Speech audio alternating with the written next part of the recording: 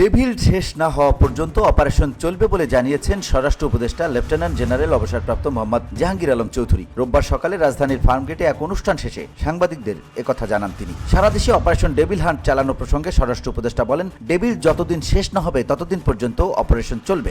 গাজীপুরে যারা এই ঘটনা ঘটাইছে তাদের অনেকেই আমাদের আইনের আওতায় নিয়ে আসা হয়েছে, অনেকে আইনের আওতায় নিয়ে আসা হয়েছে এবং যাদের আইনের আওতায় আনা হয় নাই তাদেরও খুব তাড়াতাড়ি আইনের আওতায় নিয়ে আসা হবে। যারা দেশকে অস্থিতিশীল করার চেষ্টা করে, এই ক্ষেত্রে যারা আইন অমান্য করে, দুষ্কৃতিকারী এবং সন্ত্রাসী, তারা এইটার টার্গেট।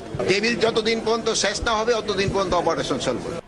ধুলো, ময়লা ও ক্ষতিকর ধূলিকণা থেকে নিমিষেই মুক্তি দেয় চৌধুরী এয়ার পিউরিফায়ার। এর শক্তিশালী সাকশন ঘরের কোনায় কোনায় লুকিয়ে থাকা সকল ধুলা টেনে ফিল্টার করে এবং বের করে আনে নির্মল ও স্বাস্থ্যকর হাওয়া। যারা দেশকে অস্থিতিশীল করবে তাদের টার্গেট করে ডেভিল হান্ট অপারেশন চলবে বলেও জানান তিনি। গেল শুক্রবার রাতে গাজীপুরে আওয়ামী লীগ নেতা ও সাবেক মুক্তিযুদ্ধ বিষয়ক মন্ত্রী আকমা মোজাম্মেল হকের বাড়িতে মারধরে আহত হন বেশ কয়েকজন ছাত্র। তাদের মধ্যে গুরুতর আহত 7 জনকে ঢাকা মেডিকেল কলেজ হাসপাতালে ভর্তি করা হয়। তাদের মধ্যে একজনের অবস্থা আশঙ্কাজনক।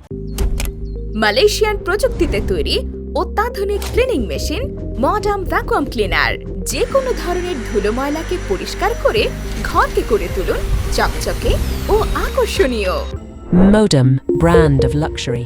হাসপাতাল সূত্র জানায়, গাজীপুর থেকে মারধরে আহত হয়ে গত শুক্রবার রাতে মোট 11 জন এসেছিলেন। তাদের মধ্যে 4 জন প্রাথমিক চিকিৎসা নিয়েছেন, বাকি 7 জনকে হাসপাতালে ভর্তি করা হয়েছে। তাদের মধ্যে কাশেম নামে একজনের অবস্থা আশঙ্কাজনক, তাকে নিবিড় পরিচর্যা কেন্দ্রে রাখা হয়েছে।